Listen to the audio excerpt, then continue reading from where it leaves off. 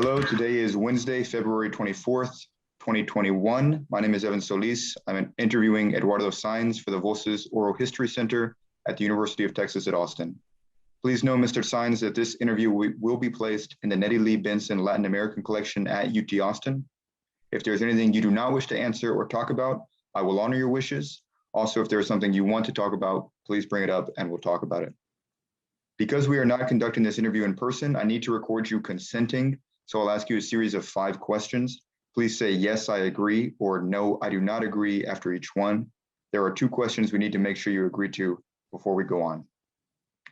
1, Voces wishes to archive your interview along with any other photographs and other documentation at the Benson Library at UT Austin. We will retain copyright of the interview and any other materials you donate to Voces. Do you give Voces consent to archive your interview and your materials at the Benson Library? Yes, I agree. Thank you. Do you grant Voces copyright over this interview and any material you provide? Yes, I agree. Thank you.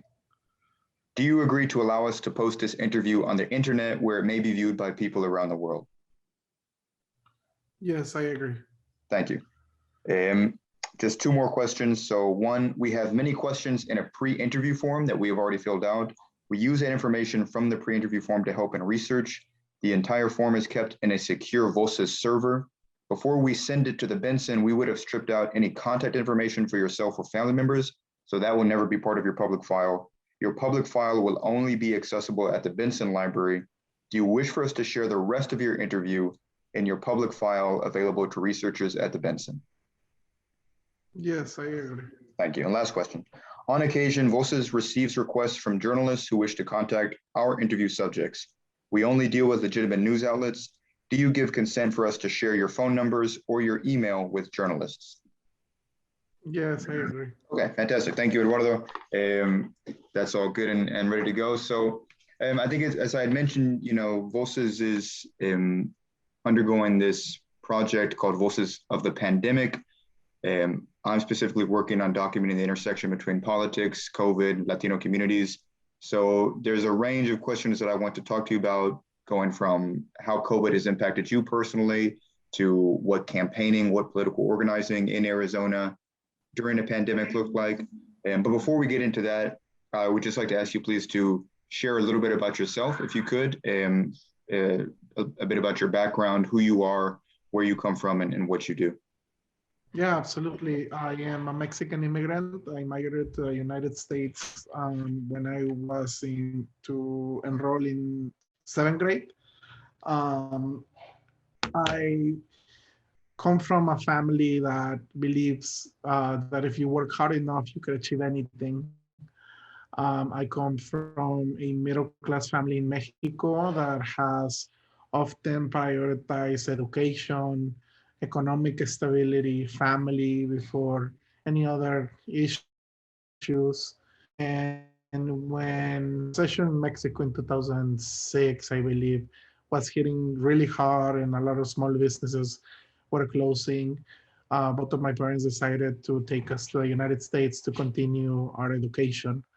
At that time, my parents couldn't continue to pay our tuition at private school in Mexico, and we knew that the public education was not going to be enough for myself and for my siblings in order to thrive and to have the education that we deserve. So we migrated to the United States. We enrolled in 2006. And I had this feeling of not belonging since I arrived to the United States, even though that I saw, some people that look like myself, some brown skin individuals. Also saw a lot of Mexican Americans that, were shining away from speaking Spanish. And sometimes I would hear them with their parents on other occasions, but it felt like that was something that they were not proud of, something that they wanted to stay away from. And it wasn't until 2010 that I realized that I was living in the center of hate. I was living in a state that was trying to legalize racial profiling. I was living in a state that was structurally making decisions for people like myself to feel like we don't belong. And SB 1070 was an eye opener. I saw people literally, the only family, like my blood family that I had in the state, packed everything that they own and left the country. They went back to Mexico because they were so scared to be pulled over from police and get deported and have to go through a deportation procedure.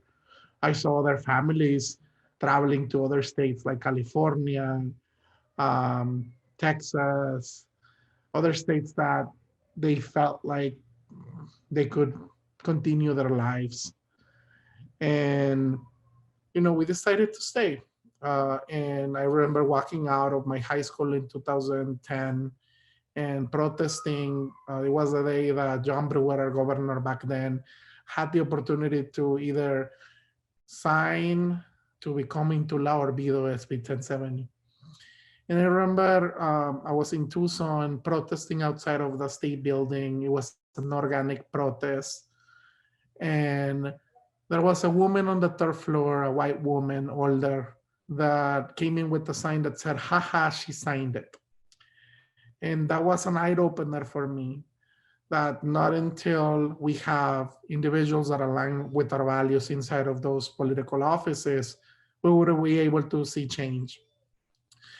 And since that night, um, you know, I decided to look for avenues to create and build political power.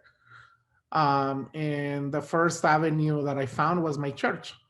At my church, we were helping individuals apply for DACA, helping people get information of who qualify, who doesn't.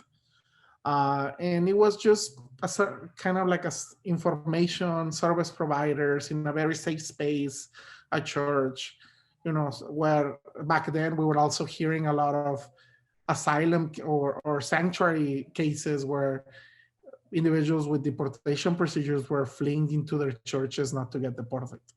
So it was a safe space for me where I could, do anything and to help my community. In 2013, there was an organizer that came in from Mi Familia Vota.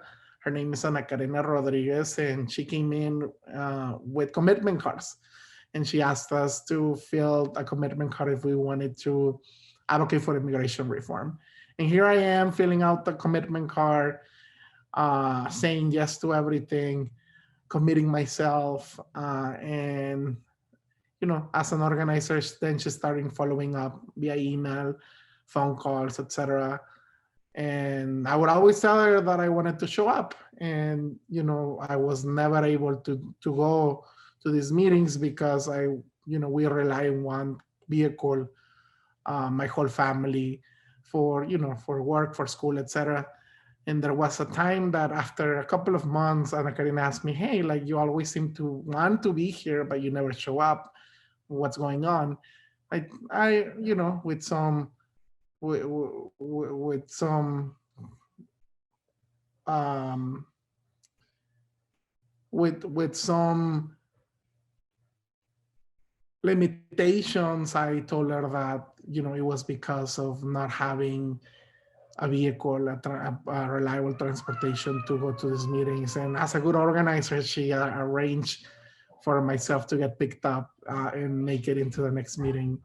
And since then, I started organizing, volunteering with Mi Familia Vota, and here I am, close to 9 years from that day. And my role has evolved in the organization from being an organizer, advocating for immigration reform, to getting our PIO out of office, to electing the first Latina woman to serve as mayor for the city of Tucson, electing the first woman to serve as U.S. Senator for the state of Arizona, to running the biggest electoral campaigns for the Latino communities across the country.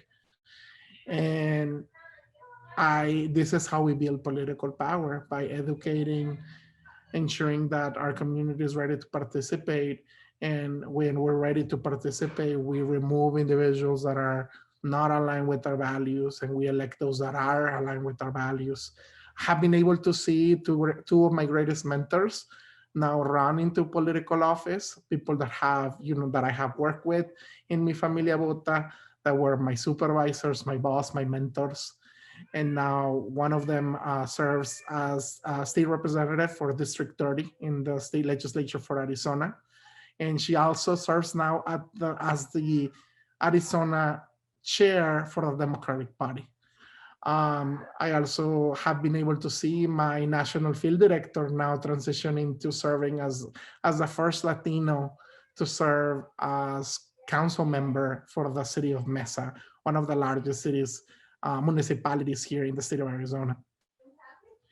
And that motivates me into like real change. This is how real change look like: electing those that are going to be representing our values, putting progressive policies, and also being ready to govern and to have policies that are going to be um, affecting in a positive way our communities.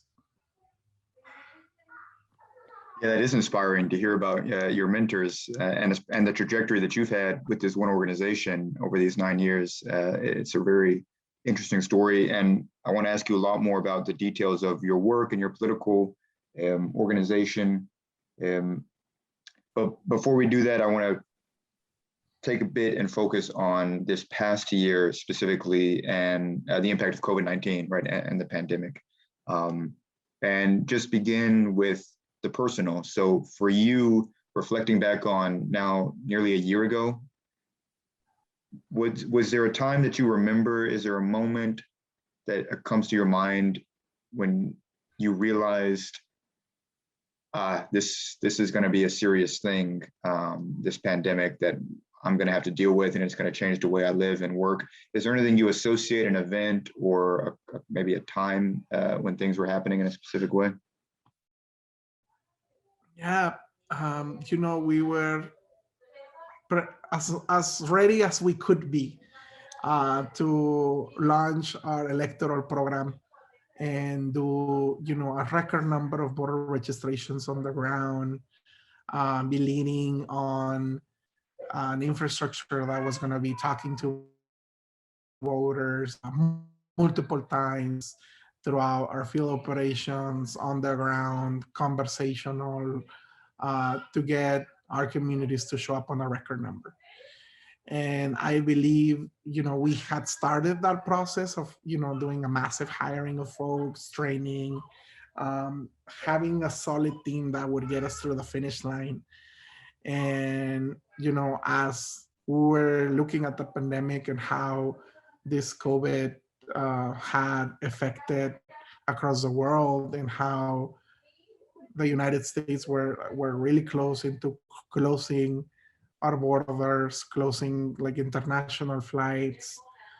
There was an anonymous vote on leadership to close our operations on the ground and transition into a digital world that, we knew that it exists, but there were a lot of challenges because of our community and who we are and the access that we have to technology, to high-speed internet, to multiple barriers, right? Like to having multiple generations in one household, not being able to have, a designated area at home to work from home or to reach out to people. And when we made that decision, my first initial reaction was like, how are we going to make sure that my staff has everything that they need to accommodate working from home? And not even that, also how our volunteers are going to have the infrastructure that they need to accommodate into this new normal. And it all came down to funding and having money to buy computers, having money to buy hotspots where people would have, access to internet, and even like furniture, like desks for people to have a designated area at home.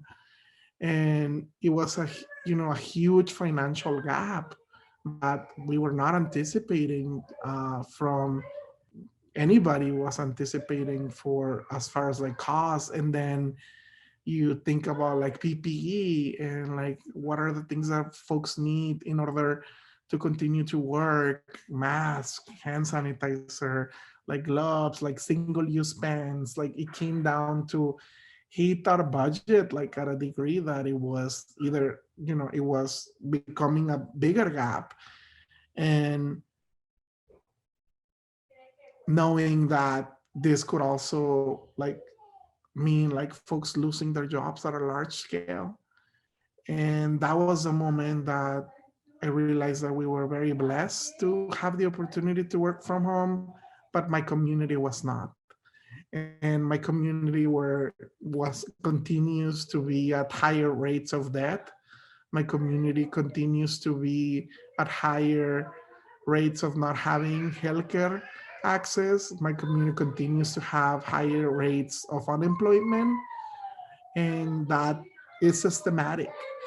And for me, the larger question is how can we think about an infrastructure and policies that continue to benefit the Latino communities and the most vulnerable. It opened my eyes to see even further of how this economy was not doing great, and that 1 to 2 pay cycles people were going to be falling into poverty lines, losing their jobs, losing their homes, their cars, etc.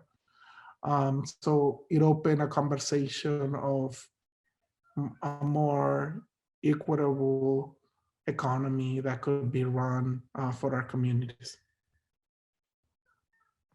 There was a patchwork response across the nation as far as local governments and state governments are concerned, with response to COVID. In Arizona and in Tucson, if I remember correctly, where you are, in Tucson and in the state overall, what was the response? Were there lockdowns? Were there extended lockdowns? Were there mask mandates? Was the Republican leadership of the state taking it seriously? To your, in your opinion, how would you characterize the different responses there in Arizona? Yeah, I think that we were like one of the last states to, we were not close. Everybody wanted to remain open, and it was about, not about what was safe. It was like, how can we continue like our economy to be open? And there were, we were probably one of the last states that mandated the lockdown. We didn't have resources for for our kids to thrive from homeschooling. There were some state, municipalities that were demanding the governor a direct relief and concentration of focusing on what was best for our families, rather than just focusing of maintaining the economy open. And we have been the epicenter of very high rates for the last couple of months, and our contingency rates are through the roof. And it's because we've been focusing on what makes sense economically and not what makes sense for our people to continue to be safe. There was constant non-response from our governor. There was constant non-readiness. Now we see that they're claiming to continue to open our schools, but there's not a real plan to do it safely. And we felt Arizonans, because of our Republican leadership, on relief, on mandates that would make sense, from like mandating to wear a mask.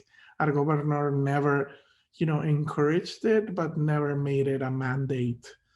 and encourage municipalities to make their own decisions on on things like that we know scientifically proven to help us stop the spread.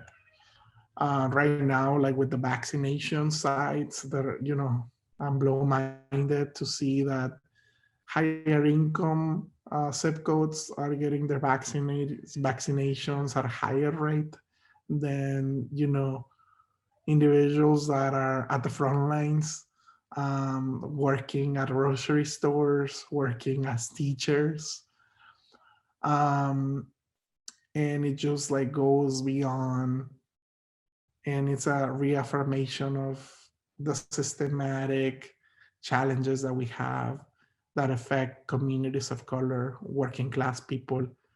That continues to be a barrier. And the saddest thing is that it has been to the point that these decisions also are taking away lives in our communities. You've touched on this a couple of times, the disparate impact on Latino communities, on communities of color, and some of the reasons for that. There's a lot of multi-generational households, folks on the front lines. Can you, specifically in your community where you live and where you've been the most active, can you elaborate a bit on that, on how, what has been the impact on Latino communities in particular? Has it been disproportionate? What do you think are some of the factors, not just for infection, but also for higher death rates in these communities? What is your view of that? Yeah, I mean, we're forced into two things, right? Like one, you don't have enough money to buy food. You don't have enough money to pay rent, essential items to get through life, right? Like you don't have enough money to pay electricity. So the first initial reaction is like, where do I work? How can I find work? And, all of the work that you could find is essential work, right? Like you could find working in a restaurant, like delivering food for others, et cetera, et cetera. And then the other hand, as you're like doing that type of work, those type of work, you're also exposed at a higher rate from from other individuals like myself, that I get to work from home. And the majority of our community is at the front lines, like at restaurants, at grocery stores, um, nurses, taking also assistant living, like taking care of other individuals. And that has truly affected, because we haven't paid attention to those workers and provided the relief that they need in order to make end means.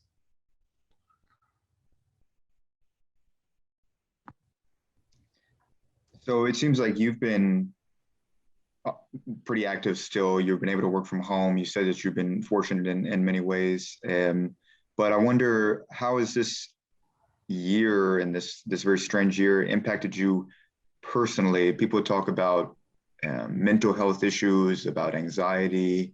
I know you have children. I don't know if your children are school age, but if they are, how has it been like not being able to get them to school, or even just having them in the house when you're working? And I mean, how for you personally, what have been some of the challenges of this past year, and how have you worked with those?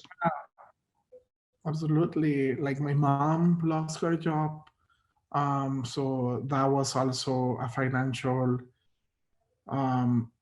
hit that we had, even though that she has her own home, she lives by her own, like we had to support her to make sure that she could pay rent and have food on the table, and being able to have cover her essential needs.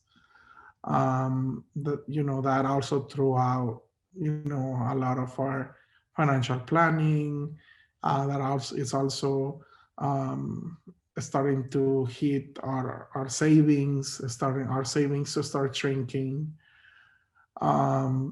also, yes, like from having just staying at home. Like I've been working from home, and then we made the transition into work from the office and do a lot of field operations. And then I traveled to Georgia, and we were able to do field operations in Georgia. And now I'm coming back to work from home. But I can tell you that I was probably 6 to 9 months like straight working from home, and those were the hardest months of my life, as far as like not like just being home. And like even like for groceries, like our groceries would be delivered, we were like truly like listening, like trying to slow the spread. And he was very was a stressful point where we were not interacting with anybody. My, I had my oldest daughter. She goes to kindergarten. This was her first year in kindergarten, starting in 2020, um, around in August, I want to say. And she was doing virtual learning, and being herself and being a 5-year-old, like there was a lot of things that she couldn't do in the computer, right? Like it felt like we also had to be right next to her, paying full attention in order for her to thrive. And because of our work and our commitments, that was a huge gap, because I had to fulfill my, my regular job. My wife had to fulfill her, her responsibilities at work. But then we also have a little one that is depending on us for her to learn how to, how to count, for her to learn how to, read her for the first time, blending words, etc. And we were not able to fulfill her, and we had to accommodate tutoring into like looking for avenues for her to be in a classroom. And we're fortunate to be able to pay for that cost, but I know that that's not the reality for all of our communities. And you know it goes back to the access, and how much we're paying our communities to be able to have these resources available for their kids. um, and in addition, like the question as a progressive organization also came as like, how productive do we have to be in the middle of a pandemic for us to move forward, and then also feel like we're also making a change in our community. And then we also saw marches happening in the middle of the pandemic that, for some of us, we also felt guilty either for going or for not going, right? Like standing aisle at home, but it was what we needed to do for the pandemic, or being there at the front lines, and also being part of the spread and the high numbers of COVID. You talked a little bit ago about the vaccine distribution there, and how some wealthier zip codes were receiving vaccines maybe out of turn. Can you elaborate a bit on what the vaccine distribution process has been like in your area? And how equitable has it been, especially for Latino communities? Yeah, if you look at the numbers, like I was blow-minded that higher income, how zip codes have a higher rate of vaccination, and that goes back to access. It goes back to the time that they have. It goes back to how easy it is for them to have access to internet, transportation, etc. Um, and the hard to reach communities and the people that are at the front lines are disproportionately affected and not have access to it. Um, there has to, it's upon organizations like Mi Familia Vota to also do a lot of awareness on this vaccination and the importance of getting vaccine. There's also a lot of animosity when it comes down to the vaccine. Like, is it going to be good for me? Like, there is a history in this country of, when things like this happen. And I know that this is one of the first one of a few pandemics that in this country that has hit. But if we go back to history, when it comes down to AIDS, when it comes down to the African American community, there has been historically cases of not being fully transparent with folks, and our communities don't fully trust the vaccination process. And the other question that it's also being raised by communities of color is that these vaccines were also built for white folks, right? And it could it could, different immune systems could react differently, and there is not right now the Latino community is fighting the trust on this vaccination um, as well as access. Have you or a member of your family or maybe a colleague of yours gotten vaccinated, or are you looking to get vaccinated soon? And if so, what has that process been like? Yeah, we as a family, we are looking forward to get vaccinated. There is not our priority group right now in Arizona. Uh, some colleagues of mine have been vaccinated, like the state of Nevada. They put them as, because they've been distributing food for low-income families. They have been categorized as essential workers, or there's a different category that I can remember exactly. And all of the Nevada team and their family members have been vaccinated. They were vaccinated for the first time, and last week they were receiving their second dose. Um, I believe that we have to invite our community to get vaccinated and ensure that they have everything that they need, from like transportation to the vaccination center, to setting up the appointment, to the awareness that they need to have around this vaccine in order to have a full circle of support.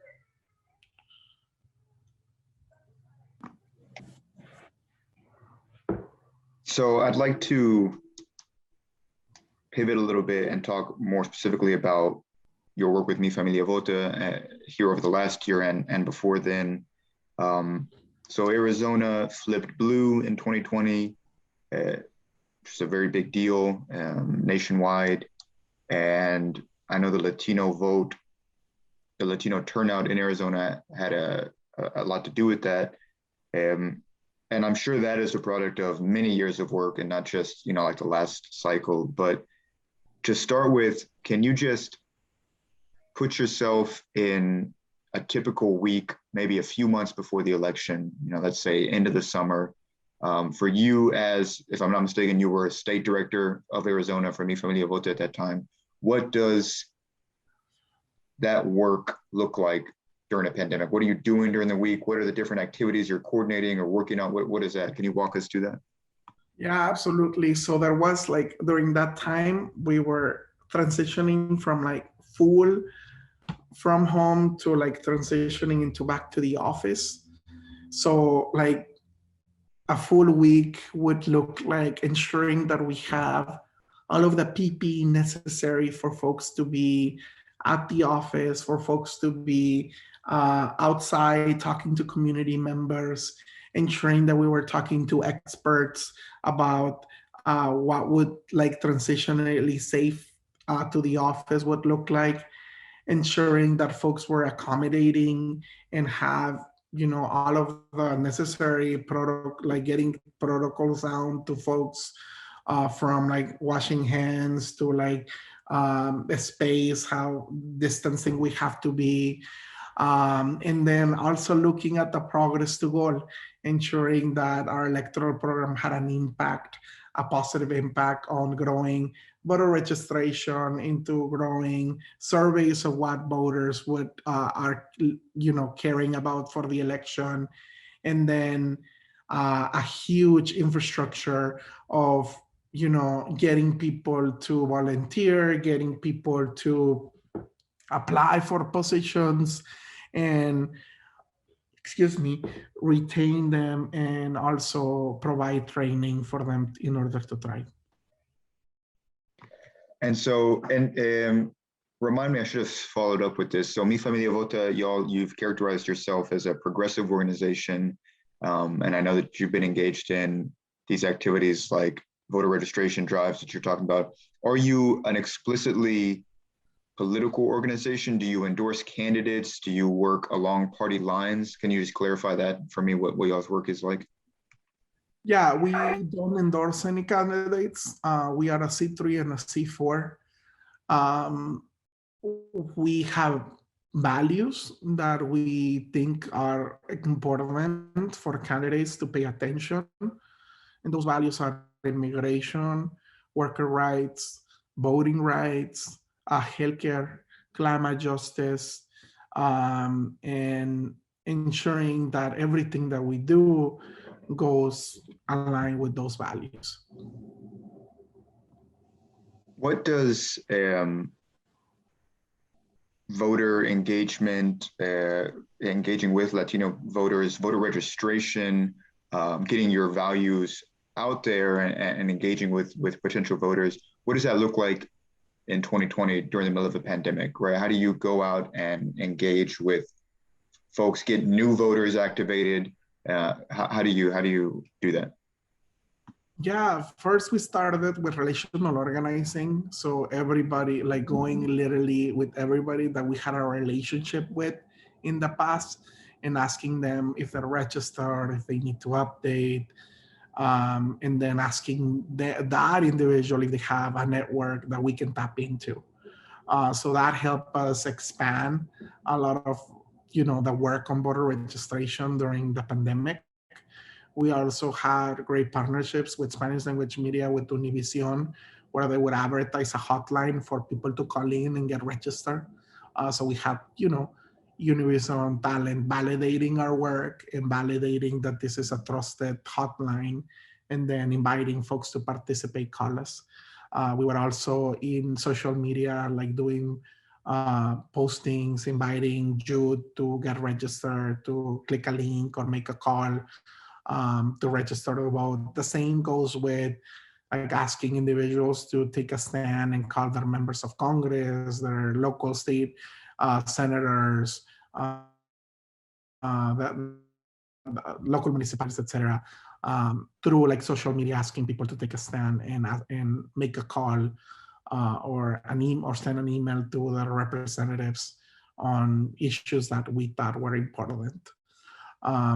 We were also lucky enough to be able to generate list of interest through social media, through advertisement, and do like one-on-one peer-to-peer text messages, phone calls, to ensure that we were reaching out to those community members that needed to be connected and get fully registered.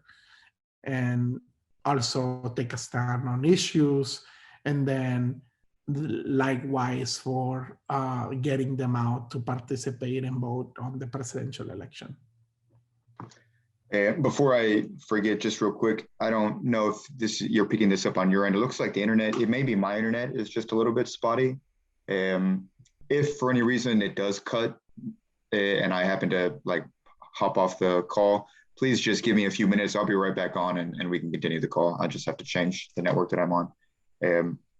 So back to what you were just discussing. So what, and I'm sure there was things that y'all would normally engage in, activities that y'all would normally engage in that you couldn't engage in because of the the fact that you were trying to stop the spread of COVID-19.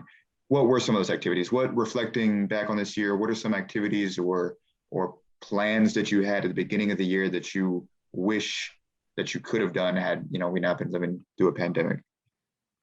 Absolutely. Like our citizenship program was put on hold because, or was so limited to the reality of our work.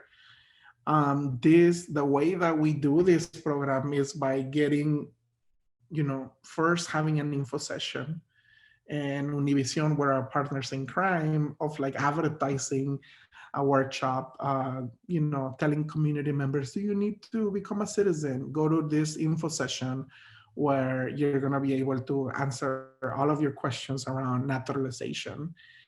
And literally, it was like community halls full of people, like from 100 to 500 people, you know, listening to a panel around how to become a naturalized US citizen. And they would get to answer questions. There was a specific run through of the day. And then the follow-up was like, if you qualify, make an appointment. So in a month or so, we can sit down with you and fill out your application. And those workshops, and so that was an info session, and then the workshop would be, you know, we had 500 people, let's say half of them make an appointment, then you would have a workshop of 250 people. And because of COVID, we were not able to do that huge assistant program that we had for community members. And, you know, those people start to become loyal voters and participate in democracy. And, you know, we missed hundreds of Latinos that would have benefited from our program. Yeah, that is a real shame. I imagine, so looking to the future, are y'all, you know, we're still obviously in the thick of this pandemic. Are y'all hoping that y'all can return to normality sometime soon? What is there a tentative timeline or benchmarks that you have for, okay, this is the point where we're going to feel comfortable getting out there and doing these big in-person workshops again? Yeah, I think that we're going to wait until like it's fully allowable from like the CDC and from professionals to let us know that that's okay. We never want to put anybody on danger. And then right now we're like thinking, like, with knowing these limitations, how can we do a digital or like a hybrid that could help us still facilitate this program? And we're trying to come up with that. So we're like on a brainstorming session to help us accomplish our mission, knowing the limitations. Yeah, it makes sense. There's still a lot of unknown, right? For now. So do you have, just off the top of your head, you know, it doesn't have to be precise, but your sense of, if you do know the numbers, that's great, but generally, what changed this cycle that made Arizona turn blue? Like, what was it? Did Latino turnout in Arizona did it increase by a very marked amount that was very noticeable to y'all? Was it Democrat turnout in general? Was it low Republican turnout? What to you is responsible, or some of the factors that may be responsible for Arizona flipping blue in this last election? Yeah, who is responsible is organizations like Mi Familia Vota, organizations like Lucha, organizations like the MiAC coalition that were leading the work for the last 10 years to be a Latino and people of color participation in the state of Arizona. And we knew that by increasing participation of our communities, we would see positive changes. And we have been able to see those benchmarks across the last 10 years, like from recalling Resor Peels, which was the individual that introduced SB 1070, to having Arpaio out of office, one of the most racist politicians in the history of our country, to passing the increase of the most progressive minimum wage in the country, that now the minimum wage in Arizona is $12 an hour, to electing the first Latina to serve as the city of Tucson, to electing the first woman to serve as US Senator, to flipping the state and saying enough of Trump, and having a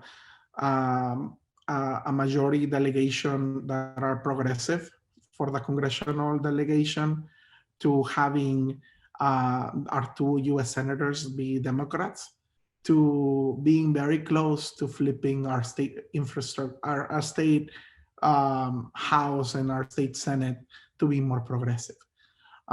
Right now, out of the 4 statewide big seats, 2 of those are split with Democrats, and we continue to build that infrastructure that's going to benefit our communities.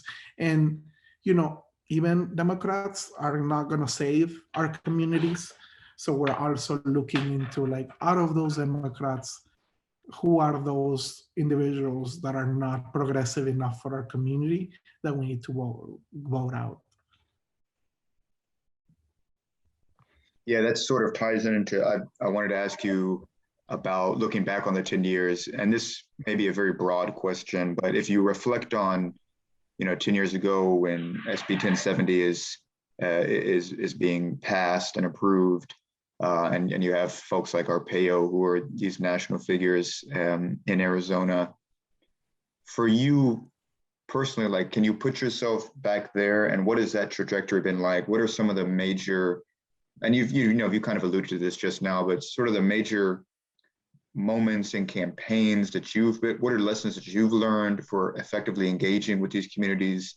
What has been successful, what has failed, but that has ultimately driven you 10 years later to now you're the national director of a major progressive organization. So what has that trajectory been like for you? Yeah, we have to invest in our community. That's the key. Like, when we invest in Latino communities, they will show up. Our community wants to be invested. Our community wants to be informed of what's happening.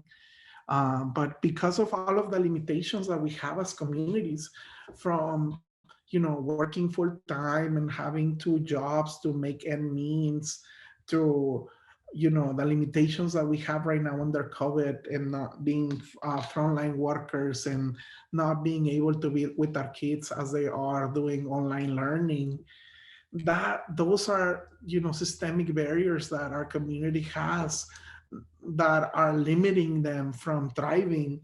But when there are organizations like us, we think about those barriers, and we try to make the connection and be that bridge, right? Like I was talking earlier about when we were making the transition from home from the office to going home and going remotely. The first thing that we thought about is how can we support our communities to have access to internet? How can we fundraise, and we bought a bunch of laptops that were serving for our communities to be able to, if they wanted to volunteer, still do from home, hotspots, things like that. And sometimes we forget about that our communities need investment in order to thrive. The key lessons is, as we have conversations with communities, the best way to engage is having it person to person. So either on, institutions like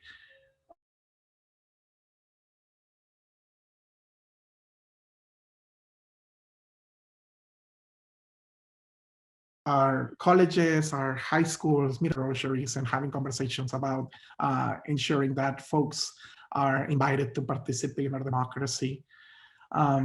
So those have been the 2 major key learnings throughout my time. Is about investment, and it's about having realistic and honest conversations with people on the ground. And from having these conversations from this decade of experience that you have, but particularly focusing on today, what for Latino communities, Latino men and women in Arizona today, what are the issues that are most important to them? What are the issues that are going to get them out and be engaged with democracy and go vote? What do they speak to you about? What are the things that you hear the most? People want to make sure that that our economy is healthy, that they can have one job and that one job be able to pay for their rent, be able to pay for their car, being able to sustain their families. So not only the economy, but a living wage. They also want to have access to healthcare, ensure that if they get sick, that they have the best quality of care, ensure that our kids have a good public education. We are 49 ranked across the state, across the country. So that means we have one of the worst education across the United States. And we also want to see a fair immigration reform where the Dreamers are accepted into this country, where the 11 undocumented immigrants have a pathway to citizenship. And lastly, climate justice becomes a top of the list for a lot of Latinos because we live in neighborhoods that have warehouses that are polluting our air, that historically neighborhoods where the land has been contaminated, that because of the land is contaminating, then our water becomes contaminated and people are dying because of that, and protecting our protecting our land, protecting our water, protecting our air. And so turning back to the 2020 election, and again, the response nationwide was very patchwork. Each state obviously responded to how to conduct an election under COVID in its own way. What was that like in Arizona? What were there changes made? Was early voting or absentee voting, or what happened that changed voting as compared to like previous years? Yeah, in Arizona, I think we were the most ready that we could be across the country. I'll tell you why. In the 90s, we were able to pass what it's called through a Republican legislature, what it's called the PEBL, which is a permanent early voting list. And the PEBL had become very, very popular across the state for Republicans and Democrats. More than 80% of the votes before COVID, more than 80% of the votes were being cast by early voting. So when it came down to the pandemic, yes, we were thinking about what's going to happen, how are we going to do it, et cetera, et cetera. But then for us, for organizations like Mi Familia Vota, we're like, well, if 80% of our electorate's already participating to vote by mail from the comfort of their homes, we need to increase that number. And we need to make sure that people participate from the comfort of their homes and that they do it safely. And then for those that end up, that 20% that end up showing up on election day or early voting, that they do it safe. And we were able to do a lot of public awareness campaign, increase the numbers of Latino population participating to vote by mail. And then we also did a lawsuit to the Secretary of State in the state of Arizona to help us extend the voter registration deadline. And we were able to extend it 2 weeks. And in those 2 weeks, we were able to get close to 50,000 new voters. So the voter registration deadline was towards the end of October, so 30 days before the election. And then we filed this lawsuit. We were able to settle it within a couple of weeks extension of getting people to participate and get on voter enroll. And we were able to see a number of 50,000 new voters in those 2 weeks, past the original deadline of voter registration.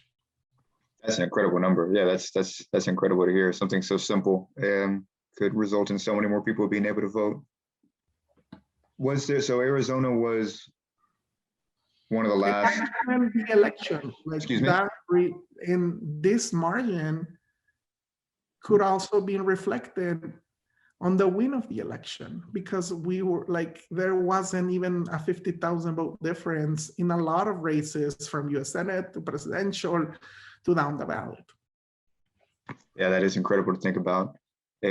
So speaking about the outcome, I think it was Fox News called Arizona early for Biden, but it was everyone else, all the other major organizations were holding out. It was till near the end.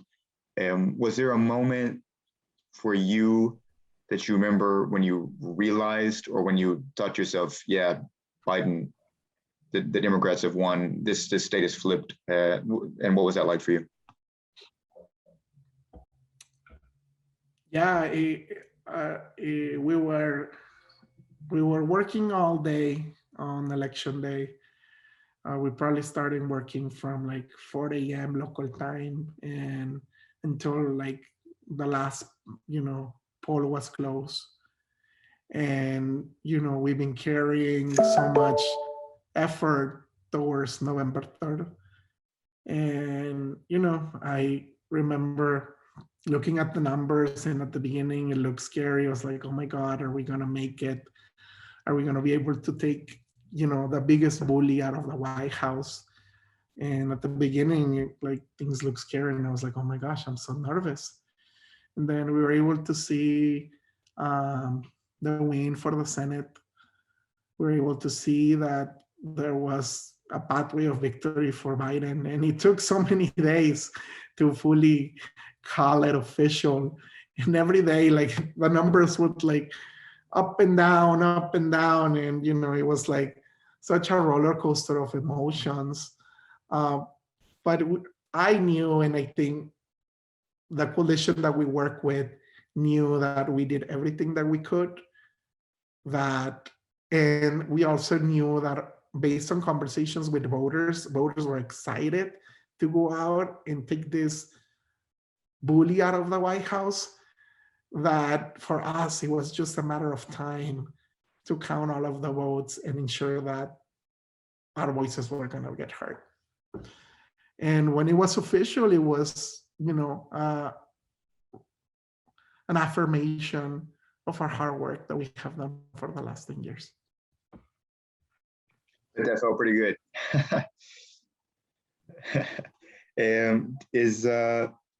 Let's see, what was my next?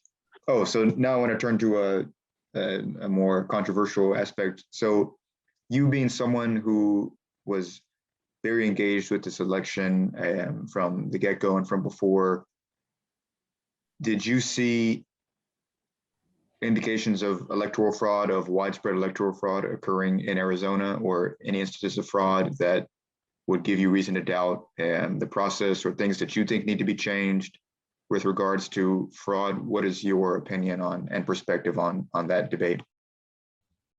Yeah,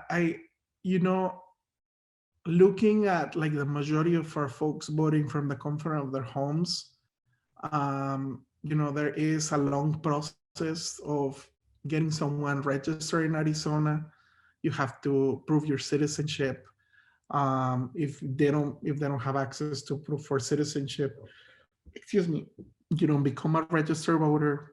There is a lot of technicalities and quality control that gets into place of who registers and who doesn't get on the rolling on the polls.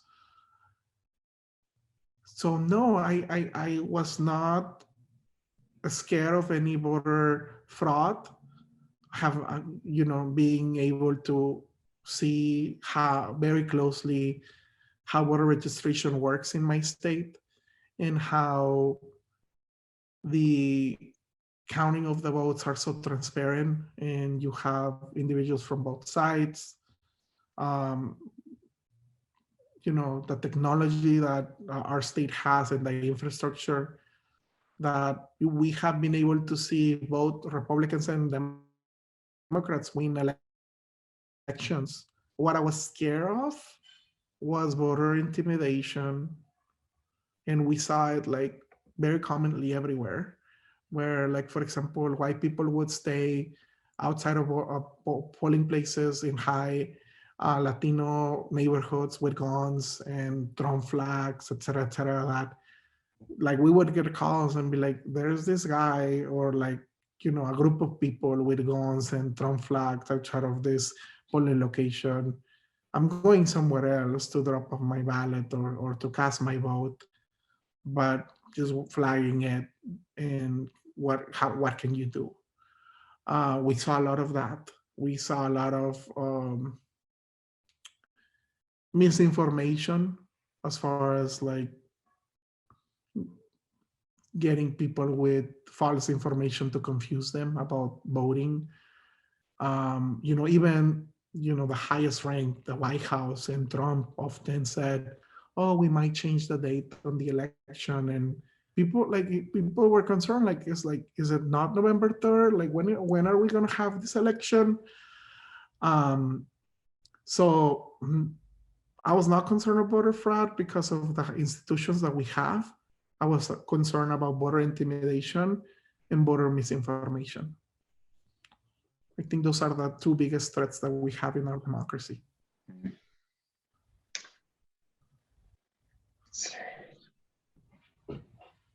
I had a question that I wanted to ask you just to follow up to this. I'm trying to bring it back. So now that we've seen this, the cycle has ended, but we've seen Republicans legislatures, or I believe we've seen legislatures across the nation beginning to propose laws that would, make it harder to vote, that would, in some people's views, enhance voter security, and others people's views, make it harder to vote. Has that been happening in Arizona? What have you seen the legislature in Arizona? What are they proposing, and what are they proposing? Yeah, we had over 200 voter attack bills in this past legislature, and they just started in January. Things like making it illegal to pay for collection of voter registration, which that's what we do. We pay people to become canvassers, to start having conversations with people, to become registered voters, to making it harder to participate, to vote by mail. So saying, purging our voting list. So saying, if you don't vote in 1 or 2 cycles, then we're going to take you off of the permanent early voting list. We're going to take you out because you missed 1 or 2 elections. To things like, now that if you want to vote by mail, then you're going to have to get your signature validated by a notary. And there's just like, when the signature has to be validated by the county with information from motor vehicles, etc. So there's already a process of validation of the signature, but now wanted to take it a step further for people to like find a time to go to a notary and get their ballots notarized. So yes. And, a mentor of mine would always tell me that the action is on the reaction. So our action was like, we won, we flipped the state, etc. And they know that that's true. And this is their reaction. They want to make it harder for Latinos and people of color to participate and thrive and see the change that we need. So does that scare you? To your perspective, how likely is it that some of these bills are going to pass and change the way y'all are able to do things?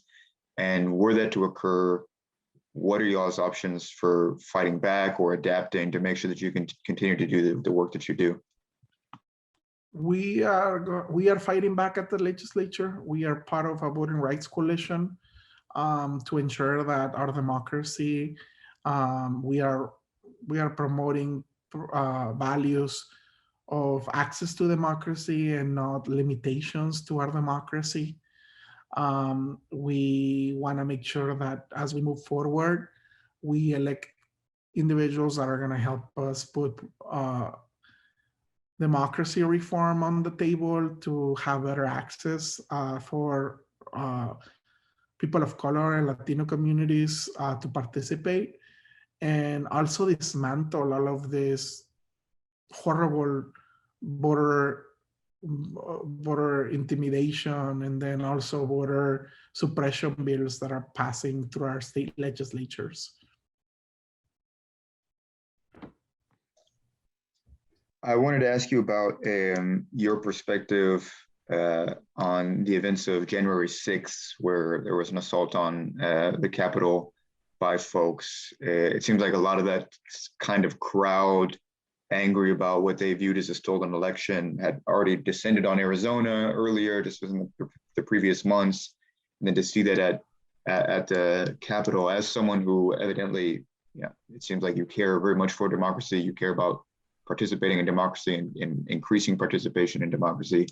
What was that? Do you remember that day? What was that like for you? And what is that, when you reflect on that day, what does it mean to you? Yeah, no, this day means really not having the infrastructure necessary to stop this type of attacks. It sparked that, but then it really made me question about who these people are and what is the kind of access that they have. And it also made me realize how powerful white supremacy is in our country, and the level of not caring about anything else but remaining in power. How much are they willing to do to remain in power? And for me, this attack was an attack on our democracy by white supremacy groups and by white supremacy individuals. So, it is a scary thing to think about, but it's nothing new for us, like in this country, where we have been a country run by white supremacists, elites that have wanted to remain in power. And you see like the history of, voting rights and the civil rights movement.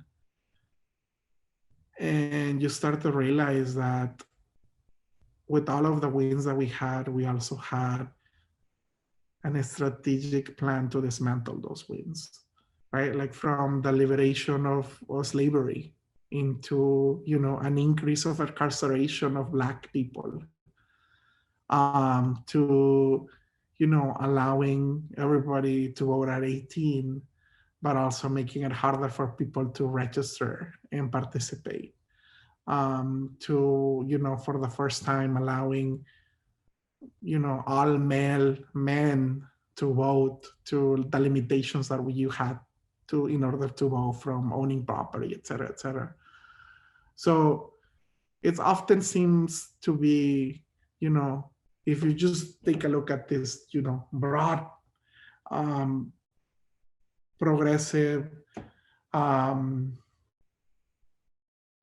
a stand that our country has taken from the liberation of slavery to, our, last win from taking one of the most racist politicians out of office, there has always been a process of dismantling that win, which we have to be very careful and think about that dismantle process as a way of also looking at what are the solutions that we need to put in place, or policies to dismantle that sabotage that it's in place. So what for you, now that you've stepped into this new role, national director for this progressive organization, what, as you look ahead, are the priorities that you will be most focusing on, regarding not just recovering from COVID, but also, making democracy more participative, to reducing inequities? I mean, what are the plans or policies that you're going to be most pushing for, that you think are going to be the most important in the coming years? Yeah, I believe that we have to focus on the vaccination awareness and ensure that our community gets vaccinated and back to work, and ensure that our kids could be safely in schools. We have to take a look at what is the pipeline of electoral leaders that we want to create as an organization. And that starts to trigger a lot of questions. Do we need to have a candidate academy inside of the organization, et cetera, to continue to build the electoral power on the Latino community and immigrants and people of color, to holding elected officials accountable when it comes down to issues like immigration, education, worker rights, healthcare, etc., and ensuring that there is a balanced representation of Latinos when it comes down to elected offices. And I just have one more question for you, Eduardo, and it's if you reflect on this past year, with the pandemic, with the election, with now sort of entering a new period of American history with the end of the Trump administration, what are some of the takeaways that you think you've learned, not just about your work, but about this country, about Latinos and there in Tucson and Arizona? If you think 10 years, 20 years down the line, when you're talking to your kids about what it was like to be in 2020, what do you think is going to stick with you the most? Wow, it's going to be like, with all the limitations that we could have had at that time, from being on the middle of a pandemic to having all of, our communities being suffering from dying of this disease, to losing their jobs, having a hard time on an economic scale, to flexing our muscle and saying enough of these racist politicians. We're ready to see change, and we're gonna remember the stance of all of the different elected officials and leaders that were with supporting our communities or dismantling our communities. Well, it'll be interesting to see how things develop. Eduardo, thank you so much for your time. I know I can't imagine how busy you must be, so we really appreciate you taking the time to speak with us and share your perspective. Thank you so much, and I look forward to have other conversations and see the final product.